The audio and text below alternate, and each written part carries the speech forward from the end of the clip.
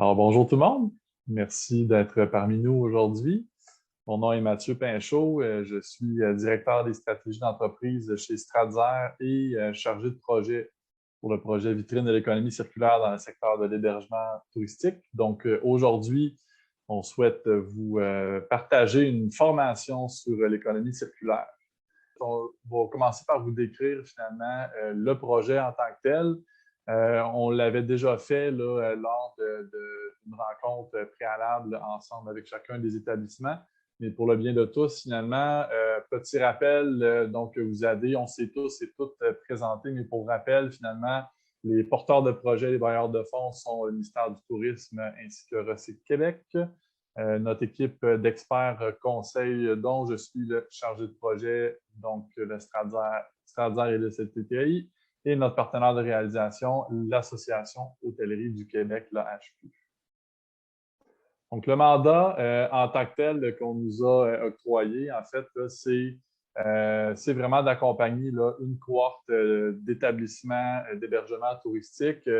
On est dans un contexte de transition du Québec vers l'économie circulaire, dans un contexte où la préservation des ressources et la lutte contre les changements climatiques sont vraiment sur toutes les lèvres, toutes les tribunes. Ce qu'on souhaite faire maintenant, c'est vraiment de passer des paroles aux actions, finalement. Comme on le disait, en fait, l'économie circulaire se décline dans les différents secteurs. Ici, évidemment, on parle du secteur de l'hébergement touristique. Le projet, notre mandat en tant que tel, a débuté sur la fin de l'année passée pour se dérouler sur une période d'environ 2 ans, donc avec un accompagnement de 2 cohortes, donc une cohorte par année plus ou moins, donc des cohortes de chacune 5 établissements. Et ce qu'on fait finalement, c'est un accompagnement de la production d'outils aussi qui vont permettre l'adoption et la mise en œuvre de pratiques circulaires. Et le tout, en fait, c'est que nous, on souhaite vraiment vous partager notre expertise d'information aujourd'hui. C'est vraiment un très, très bon début finalement et on va co-développer ensemble la mise en œuvre des différentes actions dans vos établissements. Les grandes étapes du projet, 7 grandes étapes. Première étape qui est derrière nous, donc l'engagement des gestionnaires d'hébergement touristique, ce qui est fait. Le rapport sur les bonnes pratiques que vous devriez en principe avoir reçu aussi, qui a été publié là, à tout début d'année. La formation découverte de l'économie circulaire qui a lieu aujourd'hui. Donc, les prochaines étapes, en fait, vous avez tous et toutes été contactés. On a des rendez-vous avec vous au courant du mois de février pour aller faire le diagnostic et l'évaluation de la situation dans le but de s'approprier vos pratiques et de commencer à discuter de la 5e étape, soit l'élaboration de plans d'action qui va se faire en co-développement avec vous. Ensuite, on arrive à la phase 6 de mise en œuvre et suivi des plans d'action sur quelques mois pour en arriver à la fin de l'accompagnement. Ça ne veut pas dire que vous allez avoir complété à 100% vos plans d'action. Il peut y avoir des mesures, c'est ce qu'on le souhaite aussi, là, que vous ayez des mesures qui vont se dérouler sur plus longtemps. Mais nous, on va clôturer là, la première cohorte à l'automne pour en faire le bilan pour démarrer notre deuxième cohorte là, de 5 établissements. Les grands objectifs du projet, 5 grands objectifs. Numéro 1, s'approprier le concept d'économie circulaire, identifier les enjeux associés à vos activités. Deuxièmement, identifier et prioriser les actions d'économie circulaire qui vont être mises en place. Donc, la formation et la réalisation du diagnostic vont beaucoup aider sur ces 2 premières étapes. Contribuer à l'élaboration du plan d'action concret pour rendre vos pratiques circulaires. Identifier et utiliser des outils pour la prise de décision, le suivi et le calcul des retombées des actions mises en place.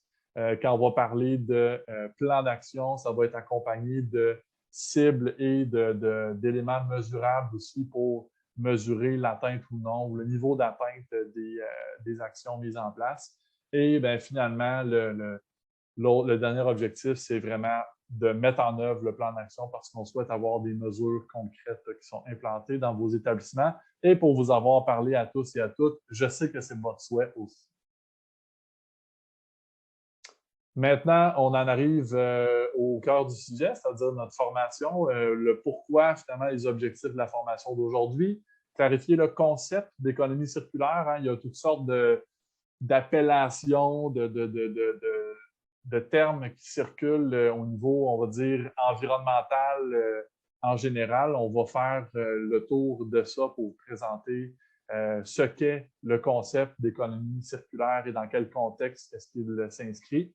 Présenter les stratégies possibles pour tendre à plus de circularité dans votre entreprise et identifier les solutions d'économie circulaire de façon plus large dans le secteur de l'hébergement touristique dans un objectif justement de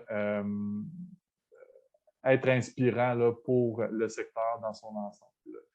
Donc, je vais à l'instant céder la parole à mes chers co-animateurs et me taire pour l'essentiel de la présentation. Donc, je vous cède la parole, Philippe et Jennifer. Merci Mathieu. Donc, le son est bon? Parfait. On commence ça tout de suite avec vous, la cohorte, 5 entreprises qui ont été sélectionnées pour vivre cette expérience-là. Alors, d'abord, c'est avec grande joie qu'on collabore ici, toute l'équipe, pour développer cette formation-là qui est unique, pragmatique, sur l'économie circulaire dans un secteur que j'apprécie particulièrement. Donc, si vous cherchez des clients mystères, je lève la main. Avec le programme qu'on vous a préparé, j'espère vraiment qu'on va démystifier le concept d'économie circulaire et qu'on va vous inspirer pour passer à l'action. Au programme, le fameux quoi, on va d'abord faire les présentations officielles et sonder vos attentes. On va ensuite explorer les enjeux, les opportunités de l'économie circulaire dans votre secteur d'activité. On va aussi vous présenter des stratégies concrètes pour optimiser l'utilisation de vos ressources. On verra aussi s'il y a des nouveautés qui sont susceptibles d'avoir des impacts sur vos activités et des outils pratiques pour vous aider dans cette transition-là. Comment ça va se dérouler? Bien, on va faire des exposés, des ateliers en petits groupes, puis aussi des exercices. Donc oui, vous allez travailler. On va se déplacer entre le team et l'espace de travail Klaxoon, un espace virtuel pour travailler en direct avec vous. À main levée, qui a déjà touché, vu, manipulé Klaxoon? On n'est pas loin du zéro, hein? Une personne, vous allez voir, c'est plus simple qu'un Android. Alors, ça devrait très, très bien se faire. Si vous avez une connexion Internet, on va y arriver. Il y aura aussi le rapport des bonnes pratiques que vous avez entre les mains qu'on va tenter de remettre là, en discussion. Finalement, le pourquoi on fait tout ça, c'est parce qu'on veut vous révéler, mettre en lumière des retombées et les avantages de l'économie circulaire, parce qu'on veut préparer les étapes à venir, le diagnostic, le plan d'action et la mise en œuvre. Ça va pour ça? On signe le contrat, on est parti. Vous voyez le petit logo en haut du petit bonhomme qui court? Tout le monde le voit? Alors, ce logo-là, on l'a mis sur certaines diapositives pour vous aviser que c'est possible qu'on aille beaucoup plus vite. Alors, l'information reste là, mais on va rouler parce qu'on a jusqu'à 3 heures, puis il y a tellement de belles choses qu'on veut vous dire, mais on veut aussi vous entendre. Alors, le petit bonhomme dit, c'est normal, ça va aller vite, soyez pas inquiets. Oui, merci Jennifer et bonjour à tous. À toi l'honneur. On repasse donc dans la version Zoom de Open et on quitte le klaxon. Donc, vous pouvez retourner sur la présentation Zoom. Et donc, l'idée ici, c'est de vous présenter effectivement un petit peu quels sont les grands enjeux qui se posent pour le secteur du tourisme et comment est-ce que ça va impacter la transition vers des modèles plus circulaires. D'abord, les enjeux économiques. Le tourisme, c'est un secteur économique important, que ce soit au niveau mondial ou au niveau du Québec. Et au sein du tourisme, il y a plusieurs activités et l'hébergement touristique lui-même représente une part importante des activités économiques, mais également des emplois. Au niveau toujours économique, mais d'une façon un peu moins drôle, la Covid-19 a eu un impact négatif sur les activités économiques parce que on a vraiment vu une chute de la fréquentation des établissements touristiques entre 2019 et 2020. L'autre revers de la pièce, l'autre côté, le pendant à l'économique, c'est l'écologique. Et le secteur du tourisme fait face aussi à des enjeux à ce niveau-là. notamment au niveau de l'impact climatique, des impacts climatiques qui sont importants au niveau du tourisme, mais aussi au niveau de l'hébergement. Et les experts prédisent que cet impact risque d'augmenter puisque la quantité de gaz à effet de serre produite par le secteur touristique va augmenter d'1 tiers d'ici une vingtaine d'années, un peu plus d'une vingtaine d'années. Par ailleurs, outre les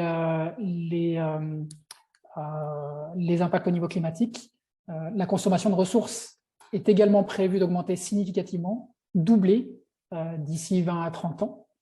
Et donc, il est important de prendre en compte ces impacts-là, de même que la consommation d'eau et pas seulement les ressources matières. La Covid-19, je l'ai dit, a eu un impact négatif au niveau des activités, mais en même temps, c'est une opportunité. Ça a été une opportunité de réaliser pour beaucoup la dépendance qu'on avait par rapport à un certain nombre de produits et de ressources qui n'étaient pas locales. Et donc, il fallait tenir compte de cette contrainte-là. Mais également, on a vu de plus en plus de prise de conscience de l'impact de la pandémie, que la pandémie pouvait avoir sur l'environnement, avec notamment des masques qui se retrouvaient dans la nature et un peu partout. Donc, il y a eu vraiment une action de prise de conscience de la part du public. De notre côté, forcément, outre le côté de l'impact sur la fréquentation, les mesures sanitaires qui ont été nécessaires pour prévenir l'expansion de la Covid-19 ont entraîné un recul de certaines pratiques au niveau de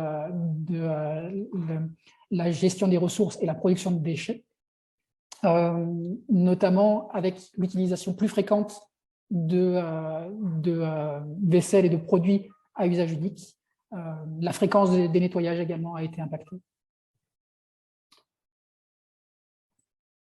Outre ces aspects économiques et environnementaux qui influencent la prise de décision au niveau du secteur, il y a eu des incitatifs stratégiques et réglementaires qui ont été adoptés ces dernières années et ces derniers mois, que ce soit au niveau du Canada ou de l'international, notamment par exemple au niveau fédéral, un règlement adopté récemment sur l'interdiction des plastiques à usage unique, que j'ai mentionné, mais également plus spécifiquement sur le secteur du tourisme, des actions au sein de l'Organisation mondiale du tourisme et des Nations Unies, des Organisations Unies, spécifiquement sur le développement de cadres qui vont motiver, encourager l'adoption de pratiques durables au niveau du tourisme, y compris au niveau climatique, ou de secteurs ciblés comme les plastiques. Au niveau du Québec, un certain nombre d'orientations ont déjà été mentionnées par Louis-Philippe et Isabelle en début de séance. Je ne vais pas revenir dans le détail dessus, mais donc il y a vraiment un encouragement au niveau stratégique et au niveau réglementaire pour une prise d'action vers une meilleure gestion des ressources, une meilleure gestion des déchets et une transition vers l'économie circulaire. Le dernier point qui était mentionné dans cette liste-là, c'était le plan d'action sur 5 ans qui était la politique québécoise pour la gestion des matières résiduelles, qui a fixé un certain nombre d'objectifs quantitatifs à atteindre. C'est des objectifs qui sont ambitieux, c'est des objectifs qui ne sont pas faciles à atteindre. Et on voit par exemple que l'objectif de réduire la quantité de matière, de déchets qui sont produites pour être envoyées à l'élimination, c'est-à-dire enfouissement ou incinération, est ambitieux. C'est un peu plus de 500 kilos par habitant et par an. Et au vu des chiffres tout récents qui sont sortis au niveau du bilan de la gestion des matières résiduelles au Québec, on est encore loin d'atteindre cet objectif-là. Il y a des mesures qui sont mises en place et qui sont adoptées pour encourager spécifiquement la valorisation et la meilleure prise en compte et le meilleur recyclage de certains flux, de certaines matières, que ce soit des matières liées aux emballages ou aux organiques, notamment la stratégie de valorisation des matières organiques prévoit de desservir les ICI et donc les établissements touristiques également d'ici 2025 pour une collecte des matières organiques dans ces établissements. Donc, il va y avoir des obligations qui vont s'en venir. Vous avez tout intérêt à agir. Jennifer, je te repasse la main. Tu es sur mute. Pardon. Dis-moi, Philippe, souhaites-tu conserver la présentation? Puis, Je peux. Parfait. Alors, tu peux avancer. Merci beaucoup. Écoute, le résultat, pardon. Si vous êtes ici, on l'a dit, c'est qu'on ose espérer que vous avez la volonté d'améliorer votre bilan environnemental par des actions qui vont être accessibles, rentables, j'allais dire presque à court terme. L'environnement, le développement durable, l'économie circulaire, pour la majorité, c'est un fourre-tout un peu confus et je vous comprends tout à fait. Alors, pour tenter de faire la lumière, je vais d'abord vous lancer une question en pensant à l'économie circulaire. Quel est le premier mot ou concept qui vous vient à l'esprit? Cette fois-là, pour répondre, là, on va tester le chat du Zoom. Donc, rentrez vos réponses, puis on va pouvoir regarder ce qui en ressort là, en quelques secondes. Là. Alors, qu'est-ce que je vois ici? Ah oui, des boucles pour Nicolas. L'économie circulaire, il y a des boucles. Quoi d'autre? Qu'est-ce que c'est que l'économie circulaire? Est-ce que c'est tourner en rond? Des circuits co pour Héloïse et David. La responsabilité du local. OK. Ça nous donne du développement durable, son grand allié. Alors, évidemment, si on vous a posé cette question-là, ce n'était pas pour faire l'exhaustivité du champ lexical là, de l'économie circulaire, mais tu peux avancer, Philippe, c'était vraiment pour vous montrer toute la diversité par ce champ-là, ce tour d'horizon-là, la diversité des compréhensions ou des perceptions que vous avez sur ce qu'est l'économie circulaire. Et je vous promets qu'on ne fera aucun débat sémantique. C'est la diversité ici qu'on va plutôt tenter de vulgariser. Il y a toutefois une idée très, très tenace là, que vous n'avez pas fait ressortir, une idée tenace dans les médias et dans la communication d'entreprise, c'est que l'économie circulaire, c'est du recyclage. Vous avez entendu ça beaucoup? Que faire de l'économie circulaire, bon, c'est recycler, on recycle, c'est circulaire, on reprend les matériaux.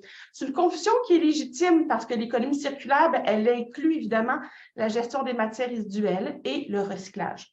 Je vous dirais même que c'est souvent une porte d'entrée, la gestion des matières résiduelles, pour entamer une démarche d'optimisation environnementale. Entre nous, on va se le dire, là, on entre par la porte des résidus, on entre par la porte des poubelles. Mais ce n'est qu'une des stratégies de l'économie circulaire que vous allez découvrir aujourd'hui. Et pour aller plus loin que le recyclage, déjà, je peux vous présenter l'approche des 3 RVE qui permet déjà d'aller plus loin que le recyclage. Cette approche-là, c'est une approche traditionnelle qui est mentionnée dans la loi sur la qualité de l'environnement et la politique québécoise de gestion des matières résiduelles. L'acronyme 3RVE, vous l'avez déjà entendu, hein? C'est pas complètement nouveau. 3RVE, c'est un acronyme qui signifie une suite de modes de gestion à appliquer dans un certain ordre. Elisabeth en a parlé là, quelques mots là, en entrée. Cette approche-là va donc favoriser la réduction à la source dans l'utilisation des ressources. Puis ensuite, si ce n'est pas possible, on va aller vers du réemploi, qui permet de réemployer des produits dans un même usage le plus longtemps possible. Si ce n'est pas possible, on continue à décliner les options, mais il y aura toujours le recyclage, qui est une transformation mécanique des matériaux permettant de fabriquer des nouveaux produits. Le compostage, on va le considérer comme du recyclage de la matière organique. Finalement, là, c'est peut-être un peu plus pointu, il y a de la valorisation matière, comme on peut résumer comme du recyclage plutôt chimique, ou encore la valorisation énergétique, vous l'avez compris, on brûle, qui permet d'aller récupérer l'énergie qui est dans la matière résiduelle organique. Finalement, le petit l'élimination, tu l'as sauté vite, Philippe, je comprends, moi aussi, je ne veux pas en entendre parler, mais l'élimination, c'est le dernier mode de gestion. Il se fait sans aucune récupération de valeur et ça devrait être le dernier à considérer en dernier recours. On poursuit, merci. En termes de recyclage et de récupération, on a des données. Et des données toutes fraîches, là, parce qu'elles sont sorties aujourd'hui, merci RSC Québec, des données sur la performance de recyclage ou des matières recyclables destinées à la collecte sélective municipale. En 2021, c'est-à-dire c'est les données les plus fraîches, 47% des matières générées ont rejoint l'étape des conditionneurs et des recycleurs afin de trouver une nouvelle vie. C'est presque la moitié, ça, des matériaux qu'on génère. Alors, quand moi je vois ces résultats, j'ai bien l'impression que pour boucler les boucles de ces flux-là de ressources qui sont disponibles à l'échelle planétaire, il va falloir s'attaquer pas seulement au recyclage. Il va falloir trouver d'autres stratégies que de seulement vouloir récupérer en fin de vie des emballages de plastique vers métal. Il va falloir regarder ce qui se passe au-delà du tombeau de nos produits. Philippe, c'est mon constat. Qu'est-ce que tu en penses? Je suis tout à fait d'accord avec toi. Oui. Pour l'instant, on est vraiment sur un schéma qui est avec beaucoup de boucles qui restent ouvertes, effectivement. C'est un schéma qui reste très, très linéaire, c'est-à-dire qu'on produit sur la base de matières qu'on va extraire, des matières premières qui vont être extraites, transformées, manufacturées sous forme de produits, distribués, consommés par des consommateurs. Et une fois que ces produits sont consommés, souvent avec une durée de consommation qui va être très, très courte, on va les jeter. C'est le cas pour un grand nombre de produits. Ce n'est pas un modèle qui est durable. Et l'idée de l'économie circulaire, c'est vraiment d'aller plus loin que la gestion des matières résiduelles, comme tu l'as dit, Jennifer. L'économie du recyclage aide à aller un peu plus loin que l'économie linéaire, et c'est déjà une amélioration, mais il faut aller encore au-delà. Il faut vraiment essayer d'avoir une approche qui est plus au niveau de la relation avec le produit, avec la fonction du produit et ce qu'il en apporte, pour essayer de penser et de modifier les types de produits qu'on va consommer. Donc, il faut avoir une pensée qui va être orientée vers tout le cycle de vie et tout l'impact de ce produit tout au long de sa vie. Mais également l'idée de créer de la valeur locale. Le local, on en a parlé, on a vu qu'il y avait des boucles qui étaient mentionnées parmi les idées qui étaient associées à l'économie circulaire. L'idée, c'est aussi de créer peut-être de nouveaux modèles d'affaires qui vont être fondés sur cette nouvelle relation qu'on va avoir avec le produit et avec la fonction qu'il doit remplir, mais aussi les relations qu'il y a avec les clients et avec les fournisseurs de produits et de services tout au long de la chaîne de valeur. Pourquoi est-ce que c'est important? Parce que les produits qu'on utilise utilisent des ressources qui sont limitées. Cette diapositive montre deux illustrations, notamment au niveau des sources énergétiques, mais également de certains métaux et d'autres matières qui sont essentielles pour produire des biens de consommation de tous les jours. Le diagramme de gauche montre les quantités de ressources qui restent. Alors, c'est un petit peu vieux, mais l'idée, c'est ici de vous donner une idée de ce que ça peut représenter à l'échelle de vie. Moi, personnellement, ce diagramme me touche beaucoup. Ma fille est née en 2010, donc ça me parle vraiment quand je vois ce type de chiffres, et de voir qu'il y a des produits qui sont vraiment en ressources extrêmement limitées d'ici la moitié du siècle, ça fait quand même réfléchir. Et outre la quantité limitée de ces ressources, il y a aussi la répartition géographique qu'il faut prendre en compte.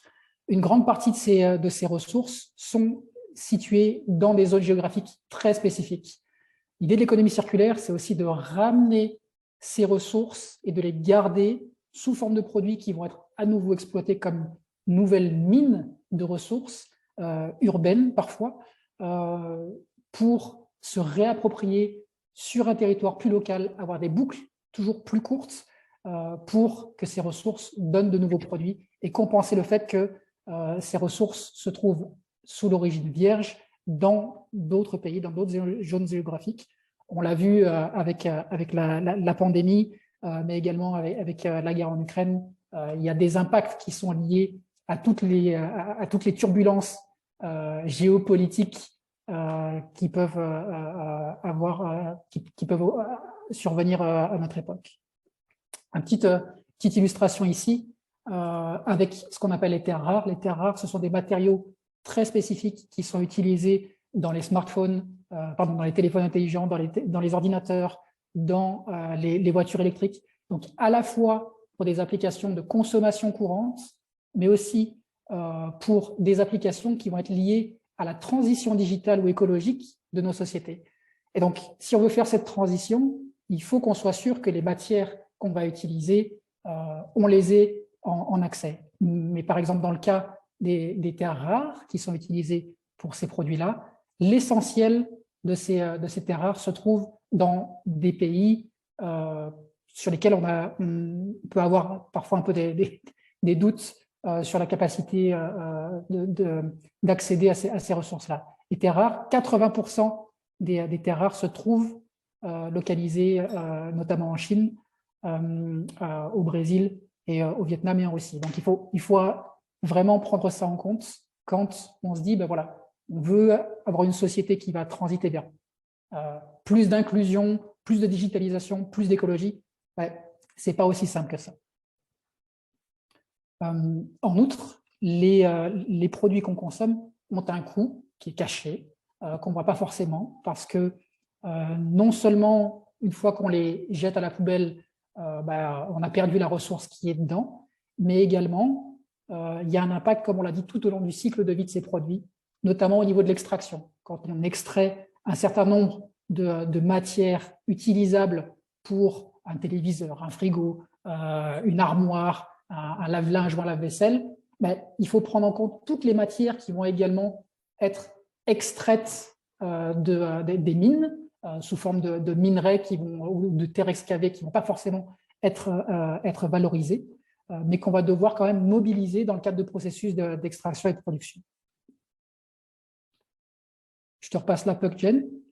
Oui, merci Philippe. Clairement, à la lumière des informations là, que tu viens de nous donner, la transition industrielle ne va pas seulement relever de la technique. Là. Il faudra revoir plus profondément nos modes de production et de consommation pour finalement assurer plus de circularité des flux.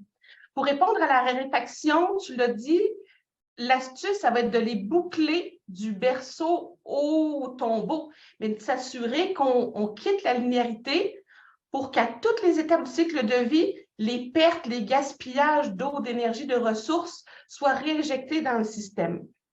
Alors, pour réduire en amont les pollutions et les déchets, il faudrait que les ressources restent le plus longtemps possible dans l'économie.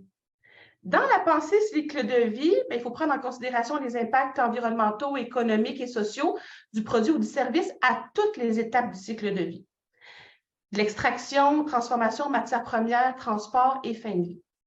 Il y a quelques années, alors que l'économie circulaire n'était vraiment pas encore à la page, le Pôle québécois de concertation, qui est soutenu par Québec, a développé une définition québécoise de l'économie circulaire qui prend en compte nos particularités puis notre écosystème. Je vais prendre quelques millisecondes pour vous la lire tranquillement.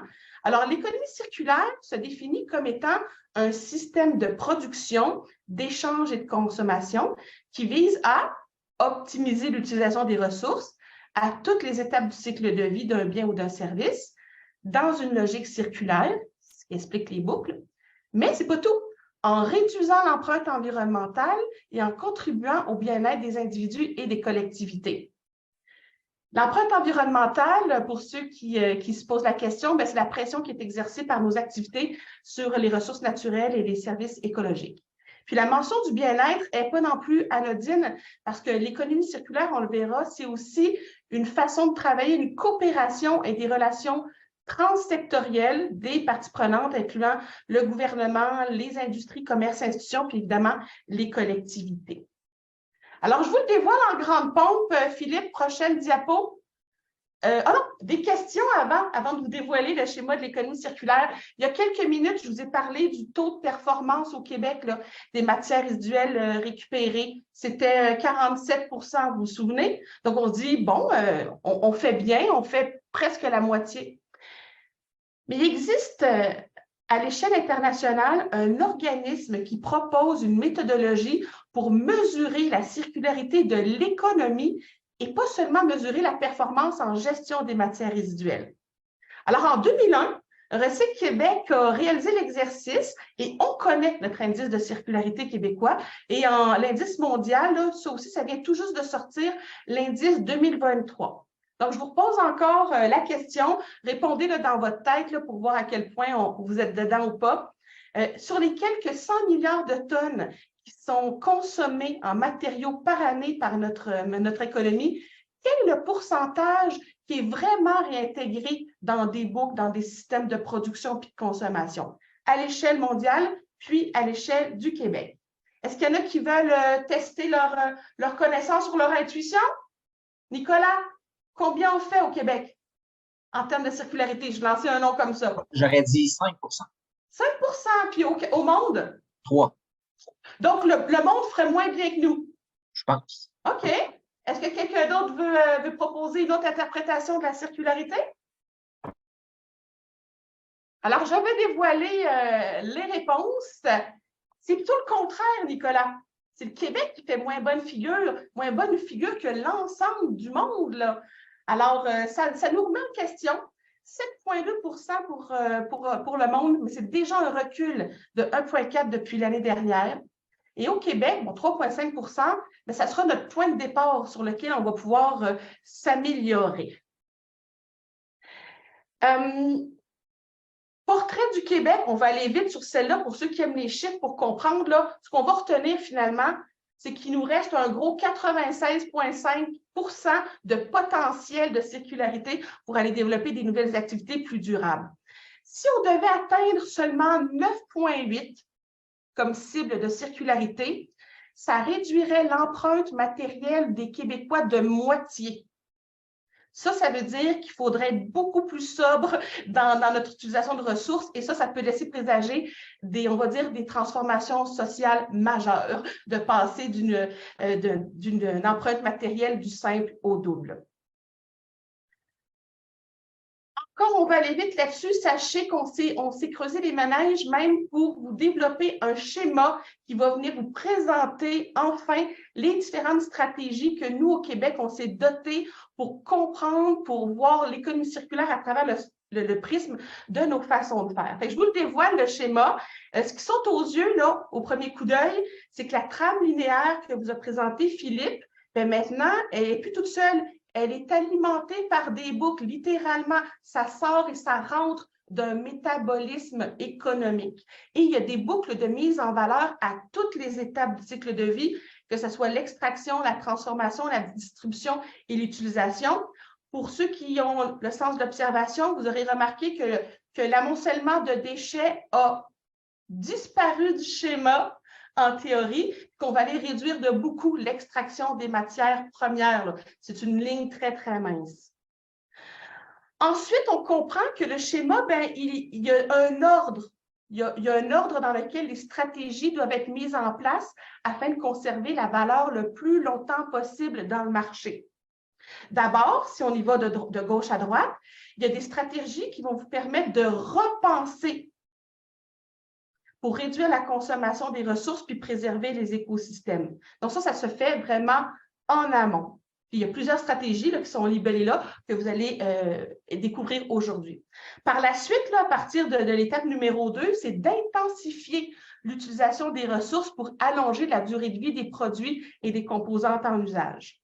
Finalement, lorsqu'on aura fait ça, on va penser à allonger le cycle de vie des matériaux eux-mêmes et c'est là qu'arrive le fameux recyclage. Vous le voyez, là, il est en fin de processus et est très loin du début.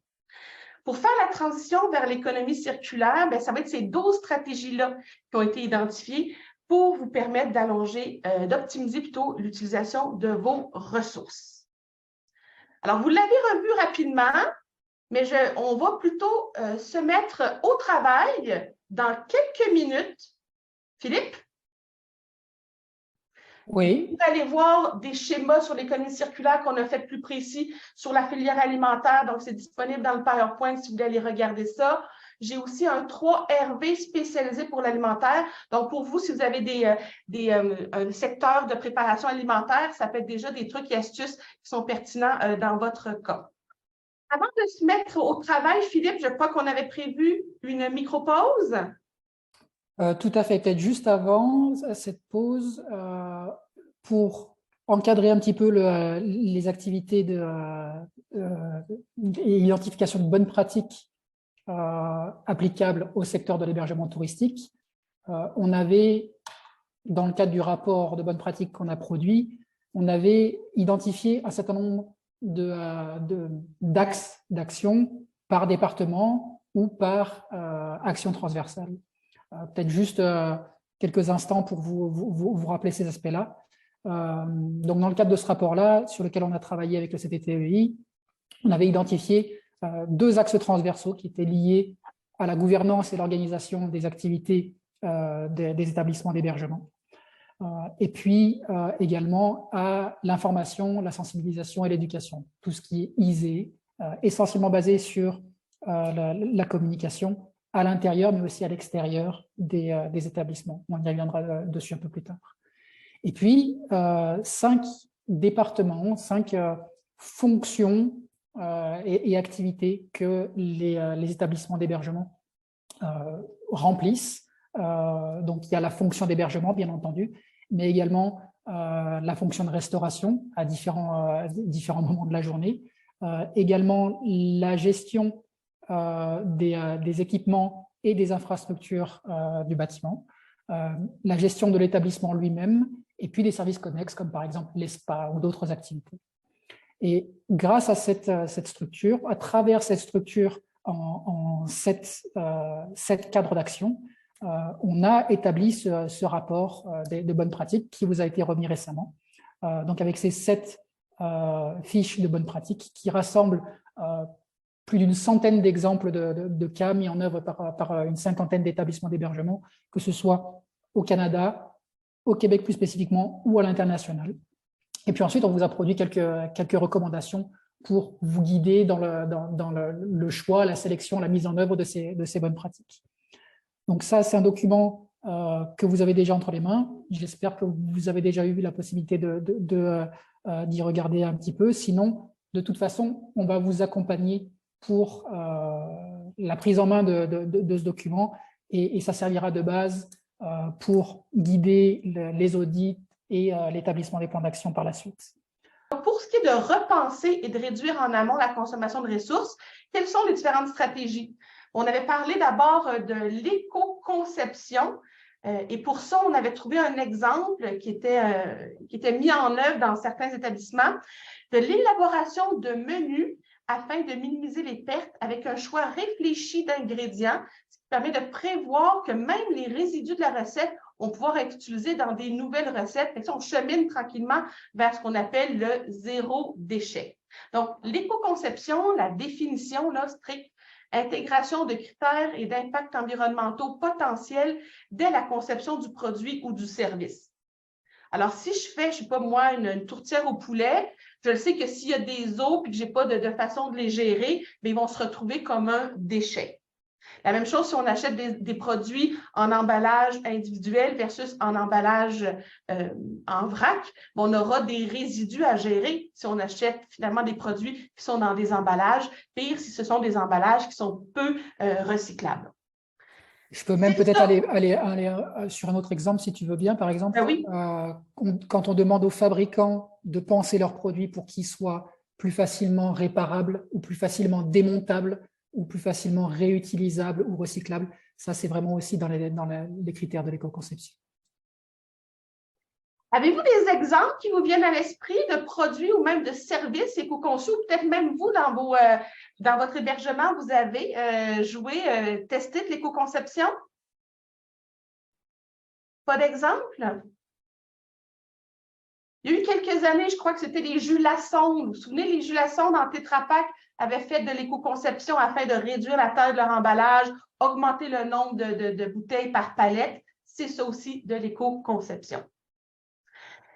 Une autre stratégie qui permet de préserver les ressources en amont, ça va être de faire des choix plus intelligents et plus éclairés, que ce soit par de la consommation ou de l'approvisionnement responsable. Donc, approvisionnement responsable, consommation et approvisionnement qui consiste à intégrer des aspects de durabilité ou de responsabilité sociale dans le processus d'acquisition de vos achats. Alors, dans l'exemple qu'on vous a trouvé, c'était des lieux d'hébergement touristique qui avaient fait le choix de bannir les bouteilles d'eau individuelles puis de remplacer ça par des systèmes collectifs, des fontaines d'eau, des verres et des carafes. Donc, ça, c'est une décision d'achat qui est, on va dire, qui relève de l'économie circulaire parce que vous imaginez qu'on va bien aller sauver, on va aller réduire la quantité de bouteilles d'eau en plastique qu'il faudra éventuellement aller recycler et qui vont aller engorger les centres de tri. Philippe, avais-tu des ajouts concernant les stratégies d'optimisation? Peut-être un autre exemple? Vous? On continue comme ça. N'hésitez pas à arrêter nous si vous voulez des précisions. L'optimisation des opérations, bien, ça aussi, ça permet d'aller mieux gérer les ressources en amont. L'exemple qu'on vous a trouvé ici dans le secteur, bien, ça va être de littéralement réorganiser les procédures de gestion de linge de chambre en réduisant l'occurrence, le nombre de changements de draps ou de serviettes durant un même séjour. Donc, en mettant en place cette mesure-là, cette procédure-là, ça permet d'aller réduire les consommations de ressources, d'eau, etc., et même de ressources humaines. Alors, optimisation des opérations, amélioration de chacun des processus de l'organisation en prenant en compte des aspects comme la consommation des matières premières, l'énergie ou même la gestion des résidus. Cela, c'est une connue, hein? Alors, vous n'êtes pas surpris en voyant celle-là.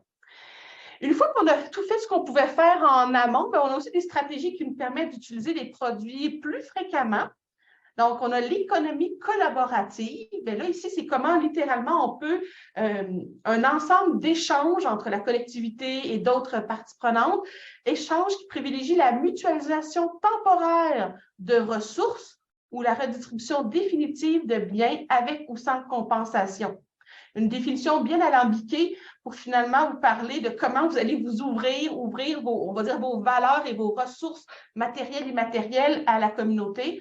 On pense notamment à des offres d'activités internes ou externes en collaboration avec le milieu afin de diversifier bien, les fonctions même de votre espace.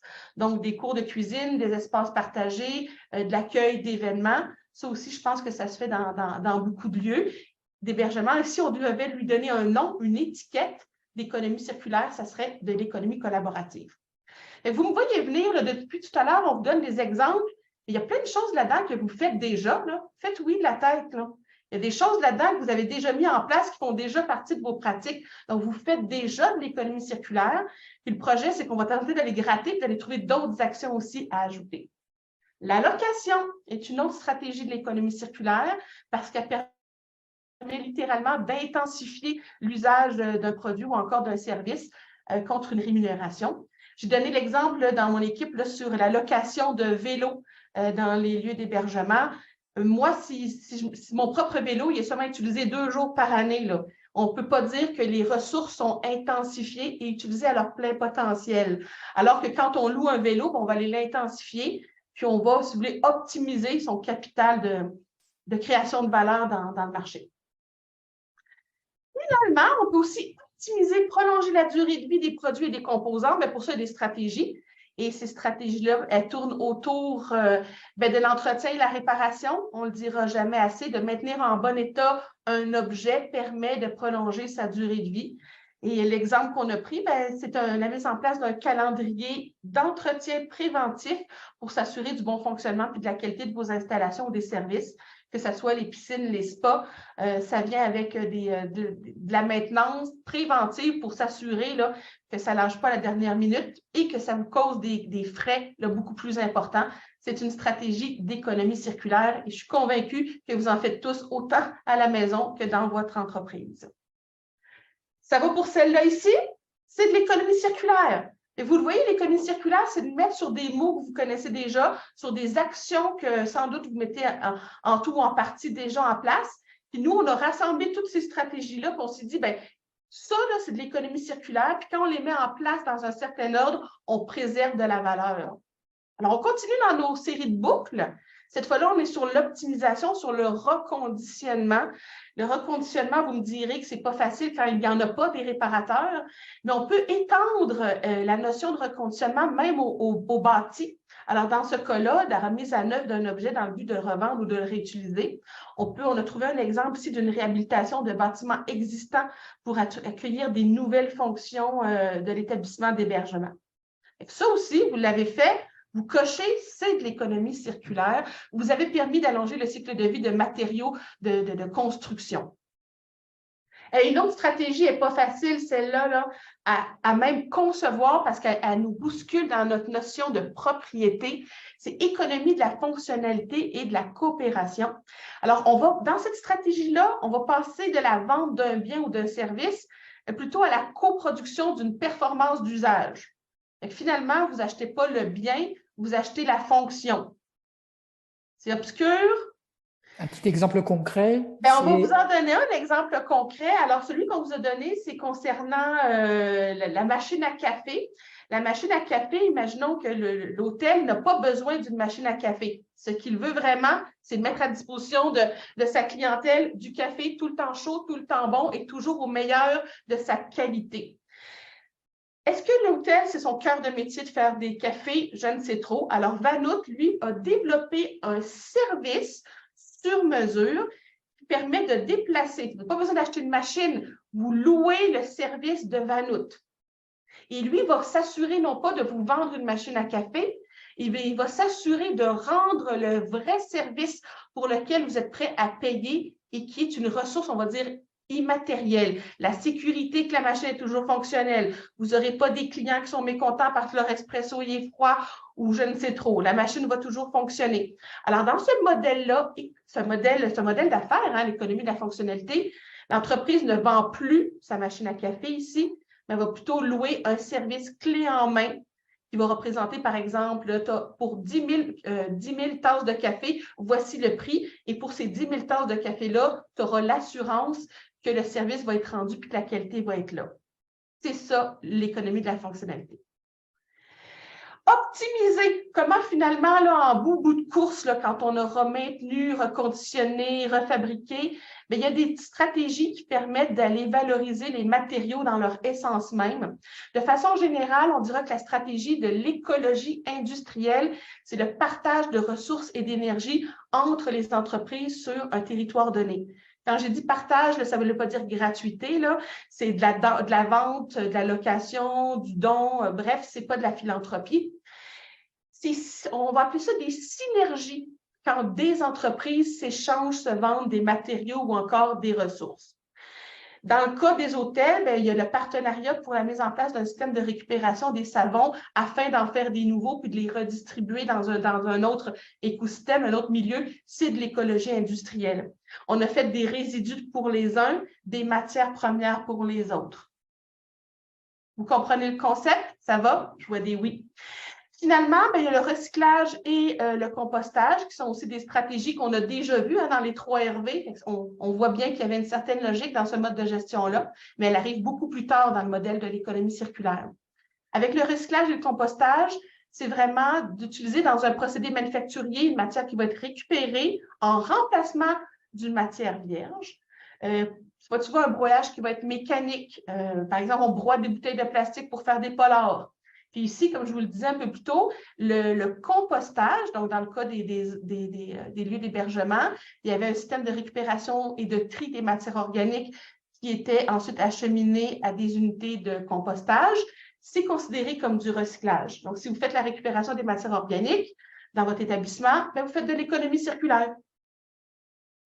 Ça va pour celle-là ici? Il y en a une autre qui n'est pas facile. Valorisation, celle-là, c'est un terme générique, finalement, pour toutes les autres stratégies où on va dire fonction de valorisation de la matière qui est venue du recyclage et du compostage. Ça peut être de la valorisation énergétique, par exemple en brûlant certains matériaux pour ceux qui ont de la récupération de chez Sanimax. Là. Il y a des récupérations des huiles qui peuvent être utilisées en combustible alternatif. On aurait aussi de la valorisation matière un peu plus complexe par une transformation chimique des matériaux. On ne se rendra pas là aujourd'hui. Vous avez vu que l'élimination, elle n'est pas là. L'élimination, ce n'est pas une stratégie. Là. On ne veut pas se rendre là. Donc, on a refait ensemble le tour des 12 stratégies avec les 12 exemples qui sont tirés du rapport, mais il y en a beaucoup d'autres, des exemples dans le rapport. Philippe, je te redonne l'antenne.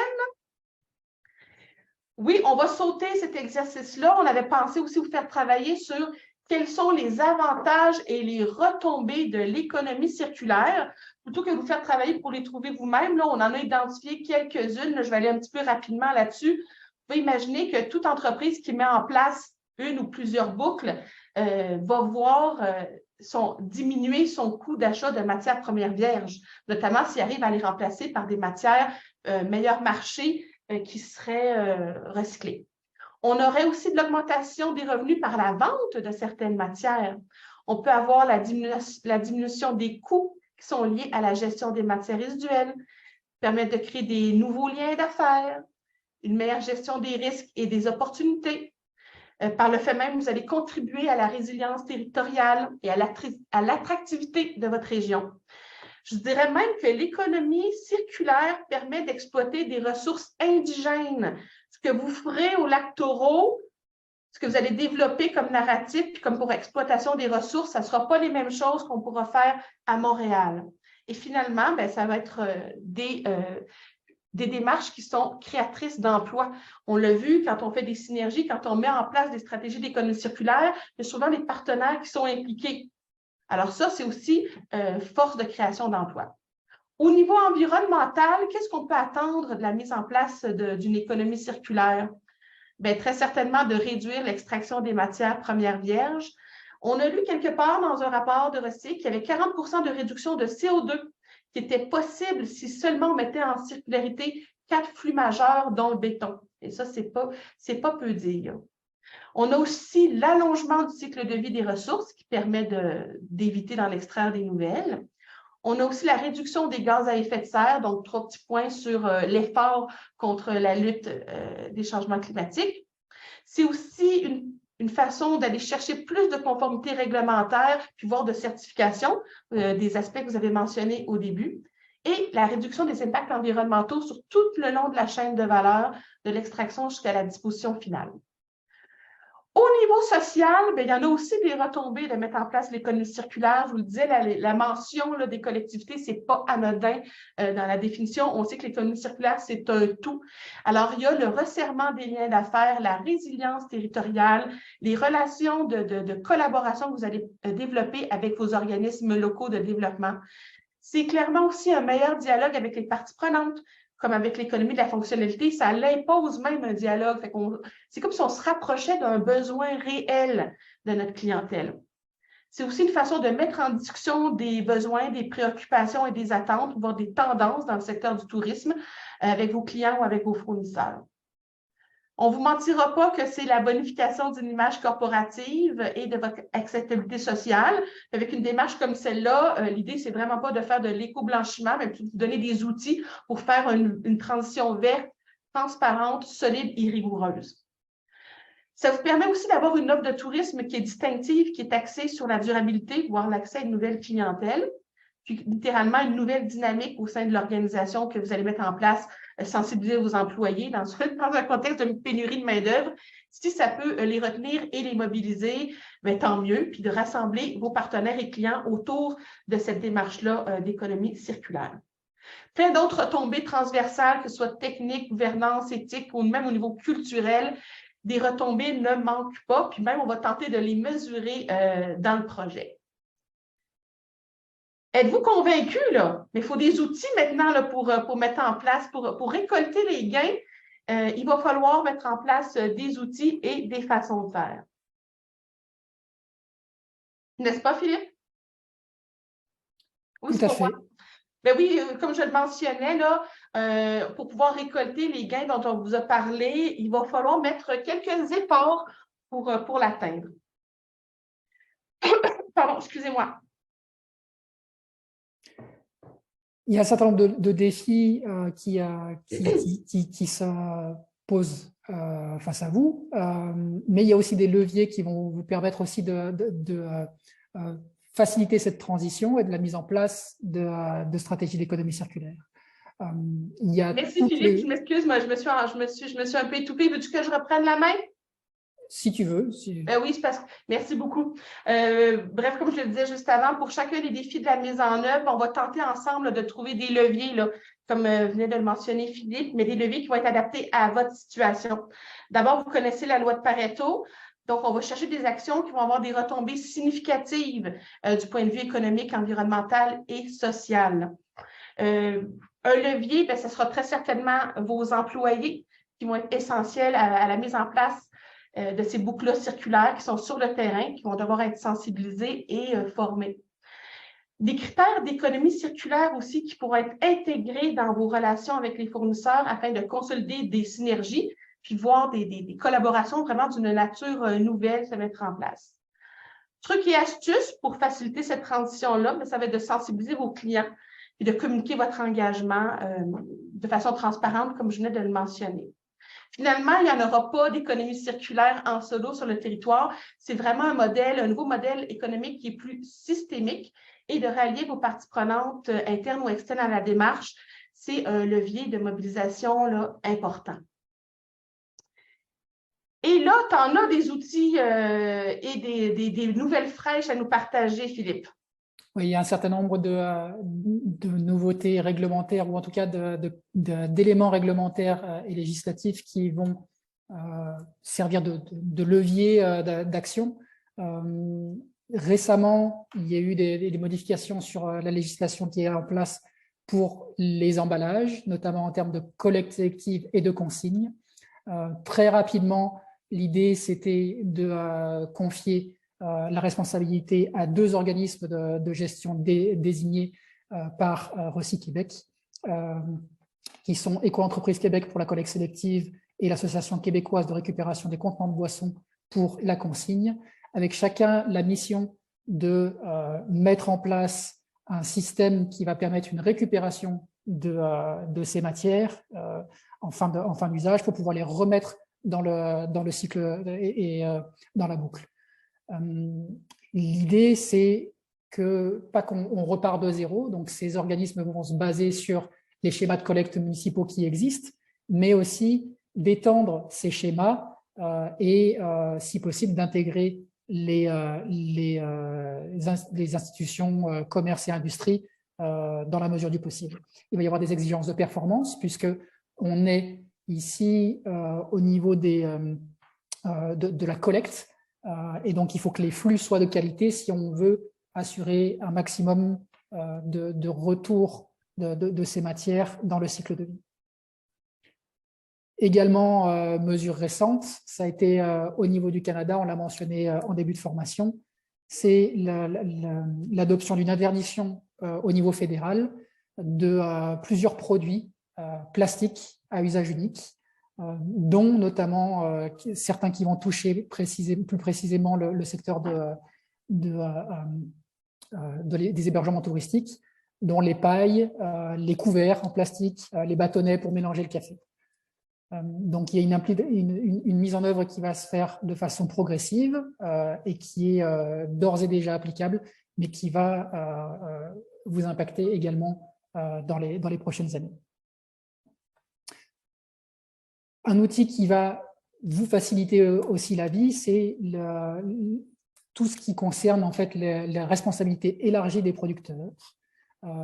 Pour certains flux de matière, il y a le même système qui est mis en place maintenant pour les emballages, était déjà appliqué avant pour certains flux de matière qui sont plutôt polluants, comme la peinture, les huiles, mais aussi les piles, les batteries, les lampes, le matériel électronique informatique ou l'électroménager. Donc pour ça, il y a des principes de collecte qui vont faire que les producteurs de ces types de produits vont, eux, prendre en charge le financement et la récupération de ces produits-là. Donc ça, pour vous, c'est tout bénéfice puisque ça ne vous coûte rien. Donc ces types de produits-là, vous n'avez pas à établir des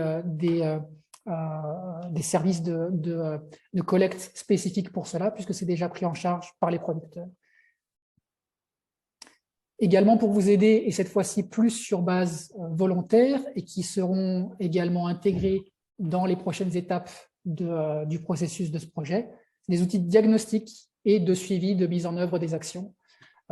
Donc, il y a un certain nombre de programmes qui existent. Par exemple, ici, on recycle plus, qui est mis en place par Recyquébec, qui vont recenser des pratiques, des bonnes pratiques à mettre en place, qui vont recenser aussi des mesures qui vont être bénéfiques pour votre entreprise. Par exemple, dans le cas de ici, on recycle des mesures de gestion des matières résiduelles, de séparation à la source, de collecte, qui vont être mises en place à court, moyen ou long terme, mais qui vont aussi vous permettre d'estimer la quantité de ces différents flux et puis de suivre un petit peu ces mesures et de faire reconnaître les progrès qui seront mis en œuvre par des initiatives de certification comme Clé Verte ou d'autres systèmes dont certains d'entre vous avec lesquels certains d'entre vous sont déjà familiers. Également d'autres outils, c'est des normes qui sont établies par des organismes internationaux, que ce soit des indicateurs ou des normes plus contraignantes. Autres outils d'accompagnement qui sont disponibles pour vous aider. Recyquébec notamment a mis en place un certain nombre de guides avec le guide déchets zéro au boulot. Donc ça, c'est un guide qui est sorti il n'y a pas très longtemps. Et puis également un programme de récupération et de recyclage des matières organiques en 6 étapes. Donc tout ça, c'est des guides méthodologiques qui vont vous aider sur des flux spécifiques à mettre en place des mesures. Et bien entendu, le rapport de bonne pratique qui a été développé dans le cadre de ce projet fait partie de ces guides qui sont à votre disposition. Outre les guides, vous avez la possibilité aussi de trouver des outils d'accompagnement qui vont être plus sur la conception de votre modèle d'affaires. Repenser quels sont les points forts de votre organisation et quels sont vos objectifs que vous voulez atteindre pour essayer d'intégrer des éléments de circularité et de durabilité dans votre modèle d'affaires. Il y a des outils qui existent pour ça, comme par exemple, peut-être certains d'entre vous sont familiarisés avec le Business Model Canvas. Il y a moyen d'intégrer des éléments circulaires là-dedans. Les rapports de diagnostic seront également des outils d'accompagnement pour vous. Je vais passer un peu plus rapidement sur les outils de certification. Je l'ai mentionné déjà, la certification Clé Verte, c'est quelque chose avec laquelle certains d'entre vous sont déjà familiers. L'idée, c'est d'avoir une reconnaissance officielle selon un système qui va avoir des critères qui vont être communs à tout ce système et qui vont permettre d'avoir une reconnaissance auprès de la clientèle, mais aussi auprès d'autres établissements du même secteur. Les systèmes de certification sont parfois pas uniquement spécifiques au secteur du tourisme. Ici, on recycle est vraiment à destination de tous les ICI au Québec, mais il y a également des normes qui sont plus larges pour vous aider à réorganiser un petit peu votre structure. Les normes 21 000 de BNQ ou ISO 14001 au niveau international sont parmi ces exemples-là. Et puis, il y a sur certains flux ou secteurs spécifiques, comme par exemple le bâtiment, un certain nombre de certifications qui existent. Donc, il y en a quelques-unes qui sont notifiées ici, mais on va passer assez rapidement sur ça. Vous aurez la possibilité de revoir un peu plus dans le détail par la suite ces secteurs avec nous ou de votre propre chef, si jamais vous êtes intéressé. Pour ce qui est des prochaines étapes, un petit rappel du calendrier. Donc là, on est à l'étape 3. S'en viennent les audits qui sont planifiés. Le premier, ce sera le 6 février et ensuite, il va y avoir un certain nombre de visites dans chacun de vos établissements.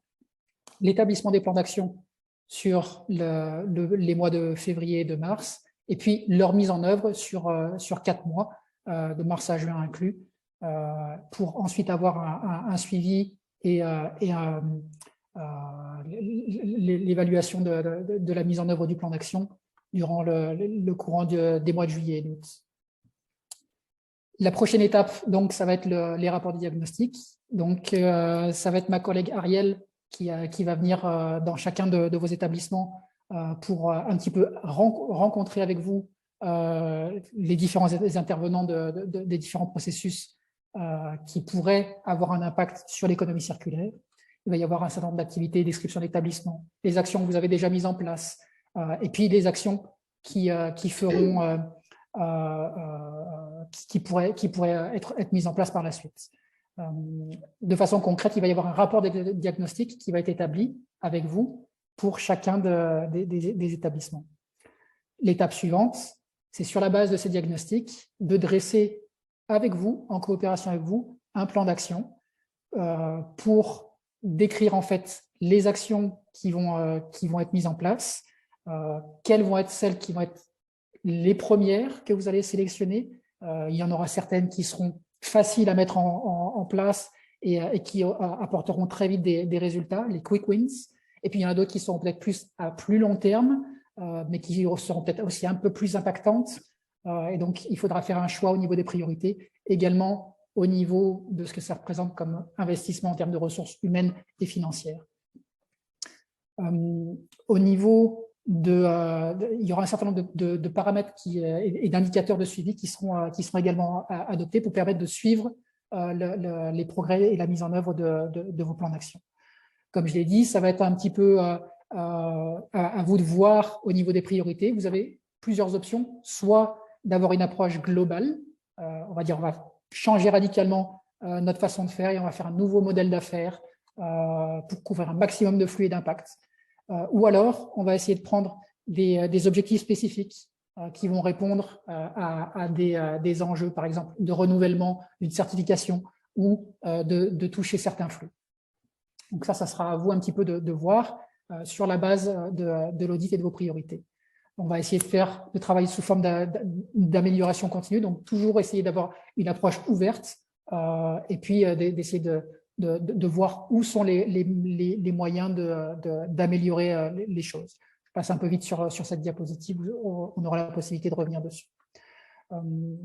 Comme je l'ai dit, il va y avoir un suivi et un accompagnement de la mise en œuvre. Donc, Stratzer et le CTTI seront là pour vous aider si jamais c'est nécessaire sur certains points. Par exemple, vous aider à trouver des fournisseurs ou d'autres éléments ou pour mettre en place certaines actions. On aura un suivi régulier pour mesurer l'état d'avancement du plan d'action et puis voir un peu où est-ce que les problèmes peuvent se poser et comment est-ce qu'on peut vous aider à y résoudre. Mais également, cet accompagnement permettra de vous mettre un peu en réseau et de voir si jamais il y a des problématiques communes aux uns et aux autres, ou des actions que les uns veulent mettre en place, mais ont eu des défis pour les réaliser et que d'autres ont mis en place avec succès. On pourra aussi faire office de pont et de facilitateur pour qu'il y ait ce partage d'expérience. La communication, c'est quelque chose qui va vous servir à la fois en interne et en externe à mettre en place cette stratégie de transition vers l'économie circulaire, que ce soit vers vos équipes, en fonction de leurs responsabilités, vers vos clients, pour aussi asseoir une coopération de leur part, mais aussi une reconnaissance de vos activités, et puis aussi vers les fournisseurs, on en a un petit peu parlé, pour essayer de les challenger et d'essayer de leur demander des solutions plus circulaires. On a dit également qu'il y aurait du financement disponible. Le financement sera spécifique aux actions liées à l'économie circulaire, donc on aura l'occasion de revenir un peu dessus. Il y a aussi, outre le financement par le projet, d'autres sources de financement qui pourront vous aider. On en a listé ici quelques-uns, comme par exemple le fonds -C+, le fonds pour l'économie circulaire, le programme de soutien à la gestion des matières organiques dans les ICI, et puis le programme de soutien aux communautés isolées. Donc, toutes ces informations-là sur ces financements sont accessibles sur la présentation. On vous encourage à vous inscrire à l'infolettre pour avoir des informations sur les nouveaux fonds et les nouvelles opportunités de financement qui seront disponibles. Et puis, à la fin de tout le processus, il y aura toute une campagne de rayonnement un petit peu de vos activités pour essayer de faire rentrer encore plus d'établissements dans la boucle et de servir vraiment de vitrine pour vos activités. Merci. D'abord, merci à nos deux co-présentateurs, Jennifer et Philippe, qui ont parlé beaucoup dans les 3 dernières heures. J'espère, je vous remercie aussi, chers participants, membres de la première cohorte. J'espère que vous n'avez pas le cerveau qui bouille trop, là, puis que vous allez être... là, on va prendre une petite pause pour digérer ça, puis finalement, là, nous, on va aller vous voir, vous rencontrer individuellement lors des visites de diagnostic. Donc, on va pouvoir parler de votre cas. C'est notre collègue Ariel ici présente qui va aller vous rencontrer. Donc, merci aussi à aux partenaires du projet. Donc, je le répète, le ministère du Tourisme, Recyc Québec et l'Association Hôtellerie du Québec. Et dernier petit message que j'ai à vous transmettre, vous allez recevoir un petit sondage d'appréciation aussi de la formation. Vous devez savoir que vous êtes les heureux premiers, l'heureuse première cohorte, mais on souhaite aussi améliorer le tout là, pour encore mieux accompagner les membres de la deuxième cohorte. Donc, sur ce, je vous remercie et je vous dis à bientôt.